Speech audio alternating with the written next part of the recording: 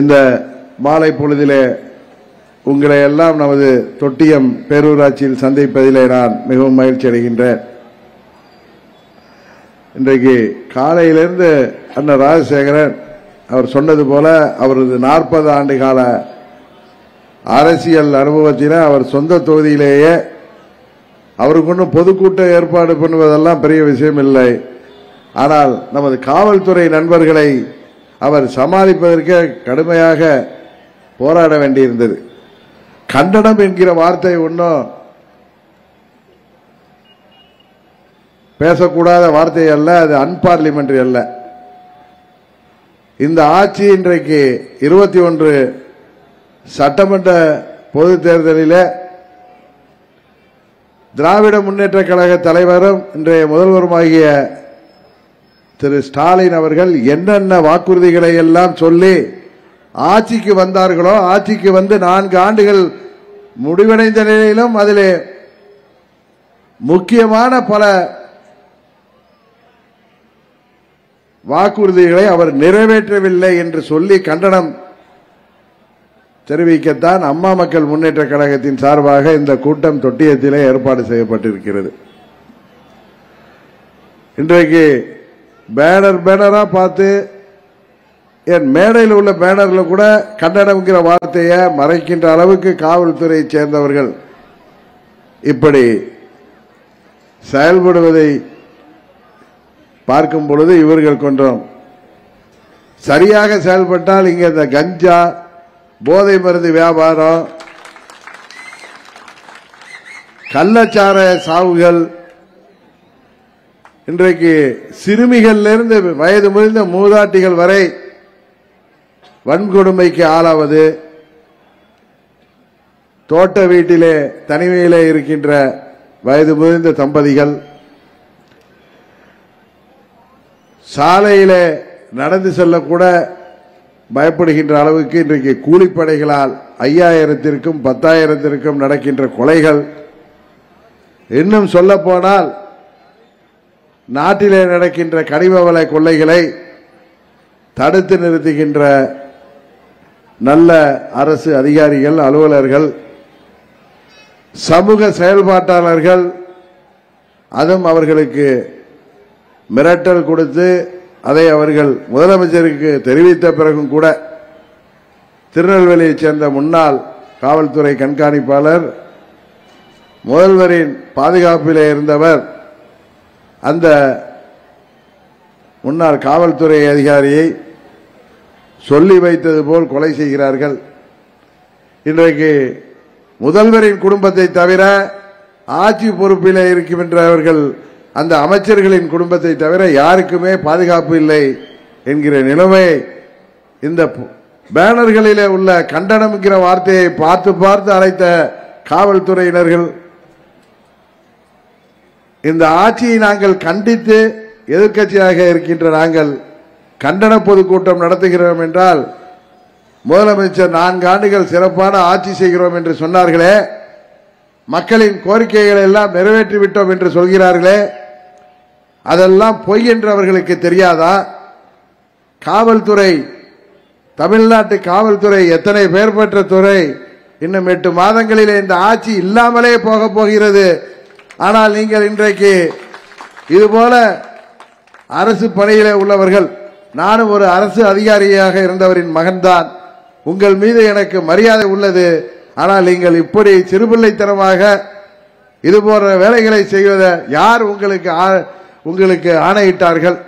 அவர்கள் எல்லாம் இன்னும் அடுத்த ஆண்டு இந்த நேரத்தில் அவர்கள் எங்கே இருக்க போகிறார்கள் என்பதையாவது நீங்கள் எண்ணி பார்க்கவில்லையா? கடந்த ஆட்சி காலங்களில் எத்தனையோ கமிஷனர் துரைகளுக்கு ஏற்பட்ட நிலைமைகள் உங்களுக்கு தெரியும், காளிமுத்துக்களுக்கு ஏற்பட்ட நிலைகள் உங்களுக்கு தெரியும். அதையெல்லாம் தெரிந்திருந்தும் இப்படி நீங்கள் செயல்படுவது உண்மையிலே எனக்கு, நானும் ஒரு முன்னாள் அதிகாரியின் மகன் என்கிற முறையிலே வருத்தமாக இருக்கிறது.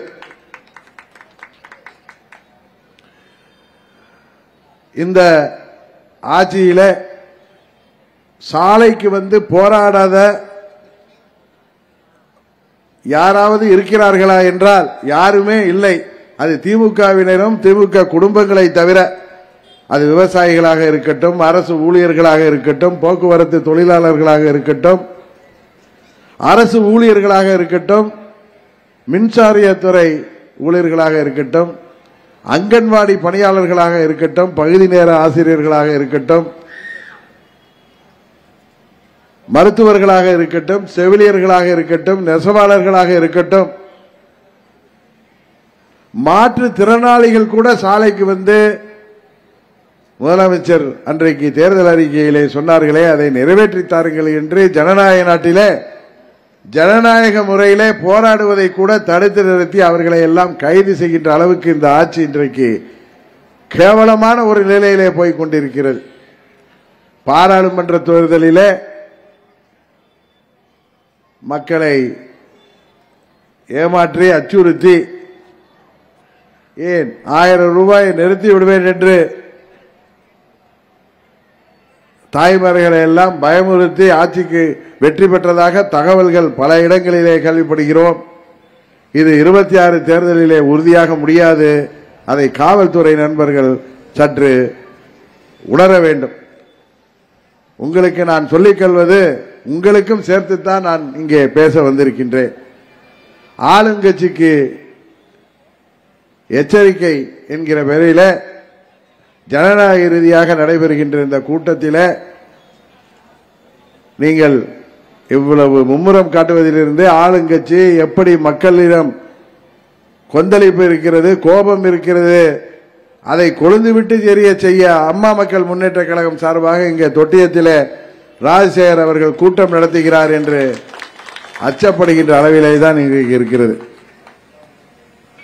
தேர்தலுக்கு முன்பாக திமுக வாரி வழங்கிய 500க்கும் அதிகமான தேர்தல் வாக்குறுதிகளில் தற்போது வரை நிறைவேற்றப்படாத, நிறைவேற்ற மனமில்லாத, முன்வராத வாக்குறுதிகளில் சிலவற்றை ஆளும் வர்க்கத்திற்கு நான் பட்டியலிட விரும்புகிறேன். வாக்குறுதி 1 மாநில சுயாட்சி இன்னும் வாங்கிட்டு இருக்காங்க. வாக்குறுதி 2 கல்வி மானிய பட்டியலுக்கு கொண்டு வரப்படும். முதலமைச்சர் சொன்னார் அன்றைக்கு எதிர்க்கட்சி தலைவராக தேர்தல் வாக்குறுதியில். வாக்குறுதி எண் 4 தமிழ் மொழியை ஆட்சி மொழியாக்க முயற்சி செய்வோம், இன்னும் செஞ்சுக்கிட்டே இருக்கார். வாக்குறுதி எண் 6 உயர்நீதிமன்ற வழக்காடு மொழியாக தமிழ் கொண்டு வரப்படும் சொன்னார். அதுக்காக என்ன முயற்சி எடுத்தார் என்று அவருக்குத்தான் வெளிச்சம். வாக்குறுதி எண் 7 திருக்குறளை தேசிய நூலாக அறிவிக்க நடவடிக்கை. அதுக்கு தான் இப்ப கூட டெல்லிக்கு போயிருக்காருன்னு நினைக்கிறேன். இதெல்லாம் தமிழ் தமிழ் என்று பேசி நம்மை ஏமாற்றுபவர்கள், தமிழை சொல்லி திராவிடம் திராவிடம் என்று சொல்லி மாநில சுயாட்சியை சொல்லி நம்மை ஏமாற்றி வருபவர்களுக்கு சொன்ன வாக்குறுதிகளை நிறைவேற்றவில்லை என்று ஜனநாயக ரீதியாக இங்கே நாங்கள் அவர்களுக்கு தொட்டியத்திலிருந்து சொல்லத்தான் இங்கே இந்த கூட்டம் நடைபெற்றுக் கொண்டிருக்கிறது. இன்னும் சொல்ல போனால் இலங்கையிலே இங்கேயே செஞ்சு முடிச்சாச்சு. இப்ப இலங்கை மக்களுக்காக இலங்கையிலே பொது வாக்கெடுப்பு நடத்தணுமா, இனப்படுகொலை குறித்து சர்வதேச விசாரணையா? அப்ப படுகொலை பண்ணதே அப்போது இங்க அந்த ராஜபக்சேவுக்கு உதவி செய்தது இவர்கள் ஆட்சி பொறுப்பிலே கூட்டணியிலே இருந்த 2004 14 வரை மத்தியில் ஆட்சி செய்த காங்கிரஸ் அரசாங்கம் தான் உதவி செய்தது என்பது எல்லோருக்கும் தெரியும். அதை குறித்து சர்வதேச விசாரணை செய்தால் அதில் நீங்களும் மாட்டுவீர்கள். காரணம் நீங்க அந்த கூட்டணியில் அங்க வச்சுட்டு அங்கே இலங்கை படுகொலைக்கு எதிராக உங்கள் தந்தையார் முன்னாள் முதலமைச்சர் பெரியவர் கருணாநிதி அவர்கள் அடையாளமாக 3 மணி நேரம் உண்ணாவிரதம் இருந்த மாதிரி அதெல்லாம் ஏன் என்று கேட்கின்ற விசாரணை தான் நடைபெற வேண்டும். அதுபோல ஈழத்தமிழர்களுக்கு இந்திய குடியுரிமை, இங்கே குடியுரிமை பெற்றவர்களுக்கு இங்கே உள்ள தமிழ்நாட்டில் வாழ்கிற மக்களுக்கே நீங்க அல்வா கொடுக்கிறப்ப அவங்களுக்கு வேற நீங்க குடியுரிமை வாங்கி தருவீங்களா? தமிழ்நாட்டின் கடன் சுமை குறைக்கப்படும். இவர் 2021 ஆட்சிக்கு வந்த பொழுது நான் எல்லாம் புள்ளி விவரத்தோட தான் சொல்றேன், நீங்க எடுக்கிறவங்க கரெக்டா எடுத்துங்க. இன்றைக்கு இந்தியாவிலேயே அதிக கடன் வாங்கும் மாநிலங்கள்ல தொடர்ந்து தமிழகம் முதலிடம் வைத்து வருகிறது. இது ரிசர்வ் வங்கியின் தகவல். தமிழக அரசின் கடன் சுமையை குறைப்போம் என வாக்குறுதி அளித்து ஆட்சிக்கு வந்த திமுக அதற்கு நேர்மாறாக 4 லட்சம் கோடியாக இருந்த கடனை கடந்த 4 ஆண்டுகளில் 9 லட்சத்திற்கு அதிகமாக உயர்த்தி இருக்கிறது. இதுதான் கடன் சுமையை குறைப்பது என்று முதலமைச்சர் சொல்லியிருக்கிறார்கள்.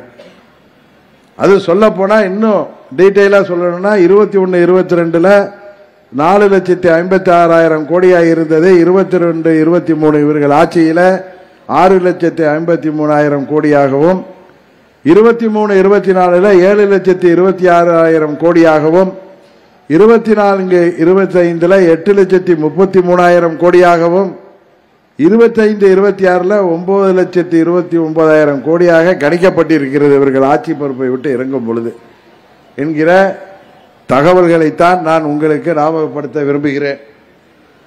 அதுபோல வருமானத்திற்காக விவசாயிகளுக்கு புதிய வாய்ப்புகளை உருவாக்கி தருவேன்னு சொன்னாங்க. என்ன உருவாக்கி தந்திருக்காங்கன்னு விவசாயிகள் தான் அதை சொல்ல வேண்டும். வேளாண் விளைபொருட்களுக்கு தகுந்த விலை தரப்படும் வாக்குறுதி எண் 32ல சொன்னார் முதலமைச்சர். அதுபோல திமுக தேர்தல் வாக்குறுதியில சிறு குறு விவசாய கடன்கள் தள்ளுபடி செய்யப்படும் சொன்னார். செய்யப்படி செய்திருக்கிறாரா என்று நீங்கள் தான் சொல்ல வேண்டும்.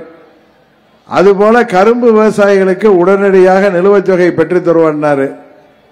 உணவுப் பொருட்களுக்கு குறைந்தபட்ச ஆதார விலை நிர்ணயிக்கப்படும் சொன்னார். இயற்கை வேளாண்மைக்கு தனிப்பிரிவு அமைக்கப்படும் என்றும் தேர்தல் வாக்குறுதியில முதலமைச்சர் அன்றைக்கு எதிர்க்கட்சி தலைவராக சொன்னார். வாக்குறுதி எண் 38 இயற்கை வேளாண்மைக்கு இடுபொருள் மானியம் கொடுக்கப்படும் என்றார். நீர்நிலைகள் முறையாக பராமரிக்கப்படும் என்று வாக்குறுதி 40லே சொன்னார். சொட்டு நீர் பாசனத்திற்கு 90% மானியம் கொடுக்கப்படும் என்றார்கள். 100 நாள் வேலை 150 நாட்களாக உயர்த்தப்படும் என்றார்கள். விளைநிலங்கள் பாதுகாக்கப்படும் சொன்னாங்க. இன்றைக்கு விளைநிலங்கள் எல்லாம் அரசாங்கமே இன்றைக்கு விமான நிலையத்திற்கும் அங்கே அவர்கள் கையகப்படுத்துகின்ற அந்த மக்கள் போராடினாலும் அவர்களை தூக்கி வெளியே கைது செய்கின்ற அளவிற்கு தான் இந்த ஆட்சி நடந்து கொண்டிருக்கிறது. வாக்குறுதி எண் 43 விளைநிலங்கள் பாதுகாக்கப்படும் என்று சொன்னார்கள். வாக்குறுதி 44 விவசாயிகளுக்கு தடையின்றி மும்முனை மின்சாரம் வழங்கப்படும் என்றார்கள். திமுக ஆட்சிக்கு வந்தாலே மின் தட்டுப்பாடு ஏற்படும் என்பது தொடர்ந்து நடைபெற்று வருகிறது. அதுபோல கிருஷ்ணகிரியில தோட்ட பல்கலைக்கழகம் தொடங்கப்படுவதாக சொன்னார். டிகே தொடங்கியிருக்காங்களா? இல்ல. மதுரையில் வேளாண்மை பல்கலைக்கழகம் என்ன டேவிட் வேளாண்மை பல்கலைக்கழகம் ஏற்கனவே இருக்கு, புதுசா ஒண்ணு கொண்டு வர்றாங்களா? நியாய விலை கடைகளில் மூலம் பனை வெல்லம் பதநீர் இறக்கி விற்பனை செய்ய நடவடிக்கை.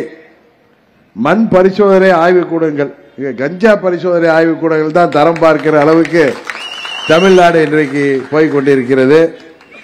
ரேஷன் கடைகளில் நாட்டு சர்க்கரை வெல்லம் நியாயமான கிடைக்க வேண்டிய பொருட்களே கிடைக்கல. இதுல நாட்டு சர்க்கரையும் வெல்லம் வேற கொடுக்க போறாரு. அவரு நல்ல அல்வா தான் கொடுக்கிறார். வேளாண்மை உயர் தொழில்நுட்ப தொழிலாக மாறுமா? வேளாண்மையை பார்க்க விட மாட்டீங்களா நீங்க? இதுல எங்க உயர் தொழில்நுட்ப அதில் கொண்டு வர போறீங்க? காவிரி டெல்டா கால்வாய்கள் தூர்வாரப்படும். என்னங்க பேருக்கு இப்ப தண்ணி வரும்ல, ஜூன் 12ன்னா இப்ப இந்த கோழி சீக்கிரம் மாதிரி சிரிச்சு விட்டு போயிடுவாங்க, அவ்வளவுதான். காவிரி குண்டாறு இணைப்பு திட்டம் எல்லாம் அது எல்லாம் பேப்பர்ல இருக்கு. தரைப்பாலங்கள்லாம் உயர்மட்ட பாலங்களாக்க முடியுமா? இப்ப கூட அந்த நெடுஞ்சாலைத்துறை அமைச்சர் இருக்கார வேலு, அவர் மாவட்டத்திலே 2 மாதத்துக்கு முன்னாடி மழை வெள்ளத்திலேயே தொடர்ந்து 3 மாசம் ஆன பாலமே 15 கோடி ரூபாய் பாலமே காணாம போயிட்டு இவங்க தரைப்பாலங்களை உயர்மட்ட பாலங்களாக்க போனாரா? இதை கண்டிச்சு பொதுக்கூட்டம் போட்டுனா அதுல கண்டனம்னு இதை ஒட்டிட்டா போதுமா? அந்த பூனை கண்டம் பிடிட்டுனா ஊரு இருண்டுன்னு சொல்லுவாங்களே, இப்ப பேப்பர்ல எல்லாம் விளம்பரம் கொடுத்திருக்காரு, அதை போய் நிறுத்த முடிஞ்சிச்சு அவங்களால. இதே ராஜசேகர் பேர்ல பத்திரிகையில விளம்பரம் வந்திருக்கு, அதை போய் தடுத்து இருக்கணும் நீங்க. ஏரி குளங்களை பாதுகாக்க சிறப்பு திட்டமா? 2000 கோடி செலவில் 200 தடுப்பணைகளா இனிமேதான் கட்ட போறாங்க. இந்த 1 வருஷத்துக்குள்ளார கட்டி முடிச்சிருவாரு முதலமைச்சர் நினைக்கிறோம். சென்னையில் உள்ள ஆறுகளெல்லாம் பாதுகாப்புக்கு 5000 கோடியா? என்ன செந்தமிழன் கரெக்டா வந்திருக்கீங்க, ஆறுகளுக்கெல்லாம் பாதுகாக்கிறதுக்கு. சரி, தென்னக நதிகளை இணைக்க திட்டுமா? கூரை ஏறி கோழி, அது என்ன சொல்லுவாங்க, கூரை ஏறி கோழி பிடிக்க முடியாதவங்க கோபுரத்தில் ஏறி வைகுண்டம் போற கதையா? இங்க இருக்கிற காவிரி குண்டாறு இணைப்பே நடக்கல, இதுல தென்னக நதிகள் எல்லாம். இன்னும் அவர் இந்தியாவோட பிரைம் மினிஸ்டர் நினைப்பா இல்ல சவுத் இந்தியன் பிரைம் மினிஸ்டர் தெரியல. கச்சத்தீவை திரும்ப பெறுவதற்கான முயற்சிகளா? கொடுத்ததே உங்க அப்பா அன்றைக்கு உங்க அப்பா ஆட்சி பொறுப்புல இருந்தப்பதான் இந்திரா காந்தி அம்மாவுக்கு வரவுக்கு. எப்படி நீங்க இப்ப டெல்லிக்கு போறீங்களே, நிதி ஆயோக்கில் அவர் முதலமைச்சராகி கடந்த 3 ஆண்டுகளாக அவர் கலந்துகிட்டதாவே தெரியல. இப்ப திடீர்னு போறாரு. அதுக்கு நான் சொல்லல, ஊடகங்கள்ல பல்வேறு செய்திகள் வந்து கொண்டிருக்கின்றன. கச்சத்தீவை திரும்ப பெறுவதற்கான முயற்சிகளா? என்ன புருடா பாருங்க. அவங்க அப்பா கண்ணை மூடிட்டு கேஸ் சர்க்காரியா கமிஷனுக்கு பயந்துகிட்டு கச்சத்தீவை தார்வா இருக்க விட்டத மீனவர்களுக்கு 2 லட்சம் புது வீடுகளா? அவங்களுக்கு மீன் பிடிக்க கூட முடியல. ராமேஸ்வரம் மீனவர்கள்லாம் போனா கடலுக்கு போனா சிலோன் அரசாங்கம் தூக்கிட்டு போயிடுது அவங்கள.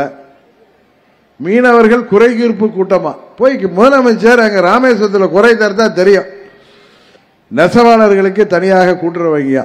இப்பதான் கோயம்புத்தூர்ல எல்லாம் நெசவாளர்கள் போராட்டம் பண்ணி எல்லா கட்சிகளும் குரல் கொடுத்தது தான் அதை போய் சால்வ் பண்ணியிருக்காங்க. போக்குவரத்து ஊழியர்களுக்கு பழைய ஓய்வூதியம் எவ்வளவு பெரிய ஹம்பக்கா இருக்கு பாருங்க. அவர் சொல்றாரு, போக்குவரத்து ஊழியர்களுக்கு, அரசு ஊழியர்கள், ஆசிரியர்களுக்கெல்லாம் பழைய ஓய்வூதிய திட்டம் வந்துகிட்டே இருக்கு. மாணவர்களின் கல்வி கடன் தள்ளுபடியா? நீட் தேர்வு ரத்து செய்யப்படும். அப்பாவும் பிள்ளையும் ஊரா போய் சொன்னாங்க ஒரே கையெழுத்துன்னு. ஆனா இன்னைக்கு இப்ப கூட சொன்னார முன்னாள் அமைச்சர் பொன்முடியோட பேரன் கூட இன்னைக்கு நீட் தேர்வு எழுத போய் ஒழுங்கா போயிட்டாரு. ஏன்னா நீட் தேர்வு எல்லாம் சுப்ரீம் கோர்ட் ஆர்டர் படி அதை ரத்து செய்ய முடியுமாங்கிறது யாருக்குமே தெரியாது. அதை ஒரு சரியான அரசாங்கம் தமிழ்நாட்டில் 26ல நமது கூட்டணி அரசாங்கம் வந்தால்தான் அதற்கு விடிவு கிடைக்க வழி இருக்கிறது. விழிவு கிடைக்குன்னு சொல்ல, விழி கிடைக்க வழி இருக்கிறதுன்னு தான் சொன்னேன். நான் இது மாதிரிலாம் நமது கூட்டணி வெற்றி பெறணுங்கிறதுக்காக இது மாதிரிலாம் புருடா விட்டுட்டு நாளைக்கு உங்க முன்னாடி வர முடியாது. முதல் தலைமுறை பட்டதாரிகளுக்கு வேலை வாய்ப்பில் முன்னுரிமையா? அரசுல வேலை வாய்ப்பே இன்றைக்கு காலி பணியிடங்களை நிரப்பாம எப்படியெல்லாம் இந்த ஆட்சியாளர்கள் அதையெல்லாம் இன்றைக்கு தள்ளி போட்டுக் கொண்டிருக்கிறார்கள். இதில் முதல் தலைமுறை பட்டதாரிகளுக்கு வாக்குறுதி எண் 179 வேலை வாய்ப்பில் முன்னுரிமை. பகுதி நேர ஆசிரியர்களுக்கு பணி நிரந்தரம். பாவம், அவங்க சென்னையில் பழனிசாமி ஆட்சியில் அவர்கள் போராட்டம் பண்ணப்ப நாங்க போனப்ப அங்க இன்றைய முதலமைச்சர் அன்றைக்கு எதிர்க்கட்சி தலைவராக வந்து நின்று அவங்களுக்கு ஆதரவாக சொன்னார். ஆனா அவங்க இப்பெல்லாம் பகுதி நேர ஆசிரியர்கள்லாம் போராட்டம் பண்ணா அவர்கள்லாம் மிரட்டப்பட்டு கைது செய்யப்பட்டதுதான் மிச்சம். 3.5 லட்சம் அரசு காலியிடங்கள் நிரப்பப்படும். முதல் தலைமுறை பட்டதாரிகளுக்கு வேலை வாய்ப்புன்னு ஒன்று, வாக்குறுதி 187 3.5 லட்சம் அரசு காலி பணியிடங்கள் நிரப்பப்படும். அதுக்கான தேர்வே வைக்கல, காலி பணியிடங்கள் வைக்கல. இதே மாதிரி ஒரு வாக்குறுதியே சொல்லி மக்களை ஏமாத்துறீங்கன்னு தானே சொல்ல முடியும். பட்டாசு தொழிலை பாதுகாக்க நடவடிக்கை போயிட்டு வந்தார். விருதுநகர்ல போய் போஸ்ட் எல்லாம் கொடுத்துட்டு வந்தாங்க. ஒன்னும் இல்லை, அதுக்கான எந்த ஒரு நடவடிக்கையுமே இல்லை. அதுக்கப்புறமும் பட்டாசு தொழிற்சாலையில வெடி விபத்து பல பேர் உயிர் இருந்து தான் இருக்காங்க. அனைத்து தேவைகளுக்கும் தடையற்ற மின்சாரமா? இன்னைக்கு வீடுகளுக்கு மின்சாரமே எவ்வளவு கட் பண்றாங்க. மாதந்தோறும் மின் கணக்கீடு முறையா? எப்படி ஏமாத்துறாங்க பாருங்க. மாதந்தோறும் மின் கணக்கீடு. இன்னைக்கு மின்சார கட்டணத்தை 3வது முறைன்னு நினைக்கிற உயர்த்திட்டு ஒரே எதிர்ப்பு வந்தது வீடுகளுக்கு கிடையாதுன்னு அமைச்சர், அந்த துறை அமைச்சரோ யாரோ வந்து அதுக்கு மறுப்பு சொல்றாங்க. ஆனா வியாபார நிறுவனங்களுக்கும் தொழிற்சாலைக்கு ஏற்றினா அந்த விலை உயர்வு திரும்பவும் பொதுமக்கள் தலையில தானே வந்து விழும். குடும்ப அட்டை விண்ணப்பித்த 15 நாட்கள்ல கிடைக்குமா? குடும்ப அட்டைக்கு தலா 3 LED பல்பா. நம்மளுக்கெல்லாம் பல்பு கொடுக்குறாங்க, 3 பல்பு கொடுக்குறேன்னு. நியாய விலை கடைகளில் மீண்டும் உளுத்தம் பருப்பு.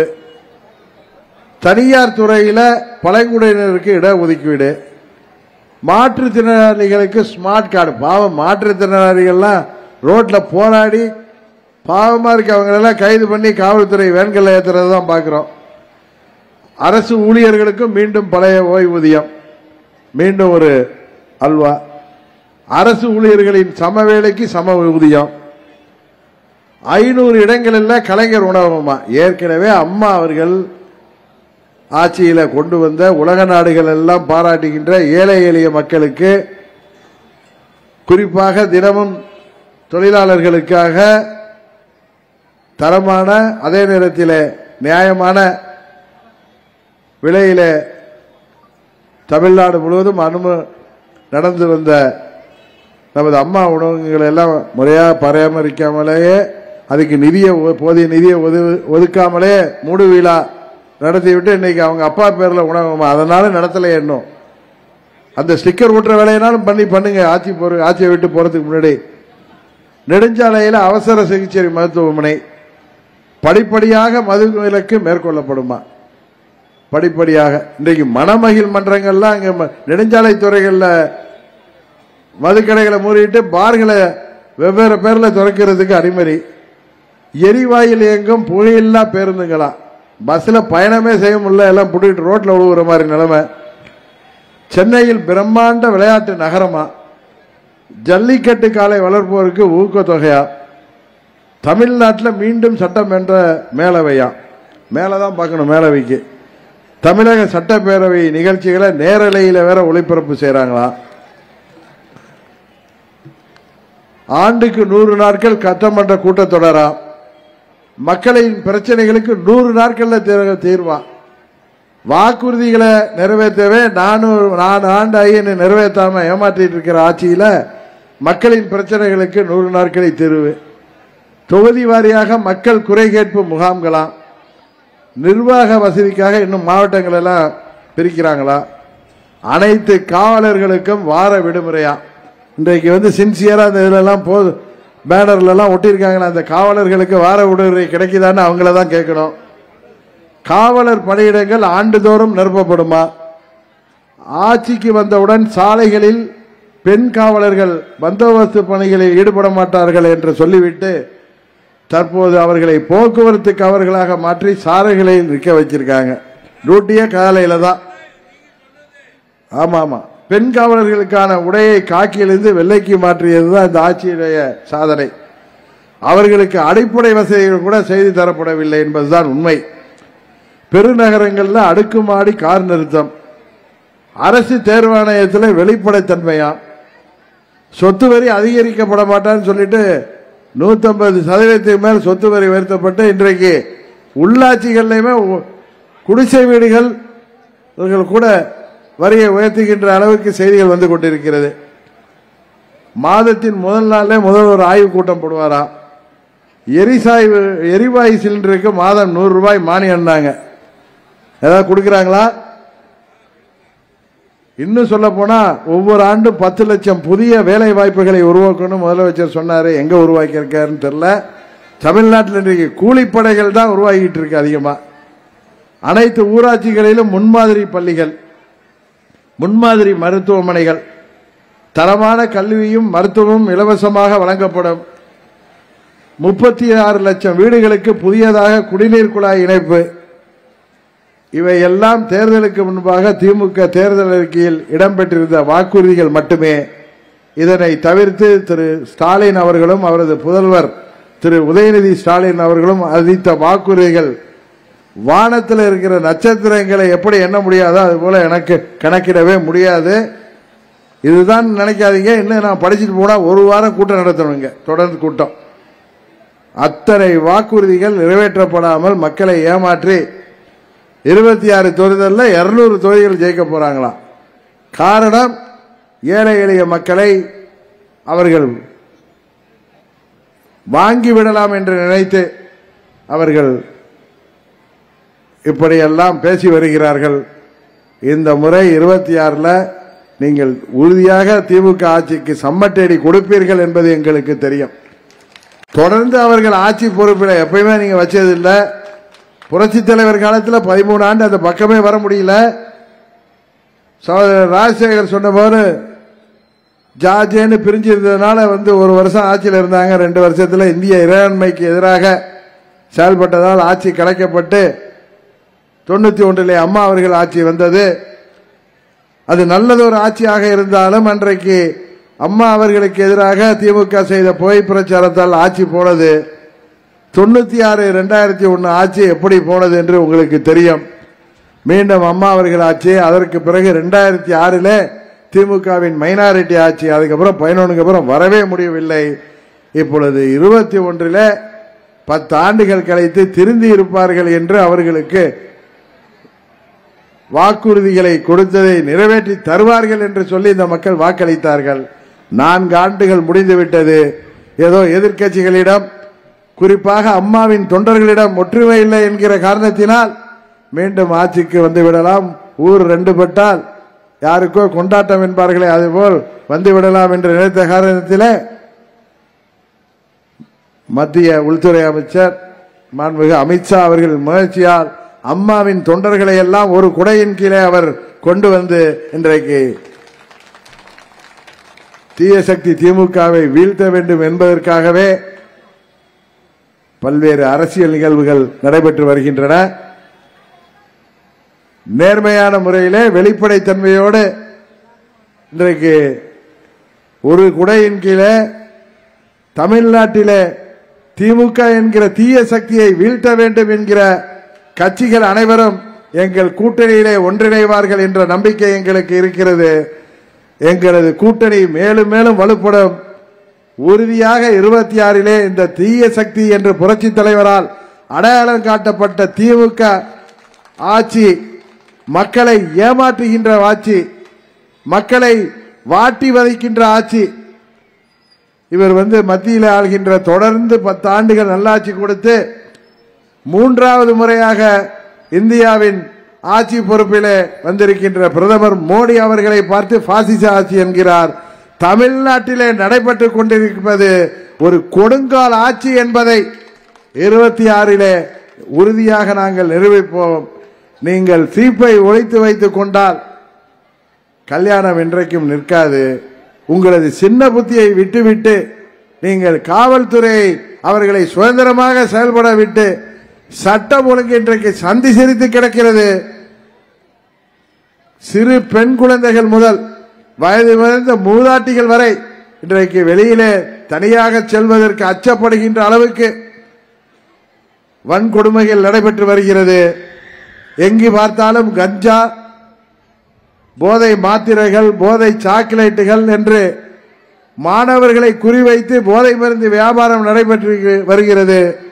போதை மருந்துக்கு அடிமையாகின்ற மாணவர்கள் அவர்கள் மற்றவர்களை தாக்குகின்ற அளவுக்கு, ஆசிரியர்களையும் சக மாணவிகளையும் தாக்குகின்ற அளவுக்கு இன்றைக்கு நிலைமை இருண்ட ஒரு சூழ்நிலையை நோக்கி சென்று கொண்டிருக்கின்றது.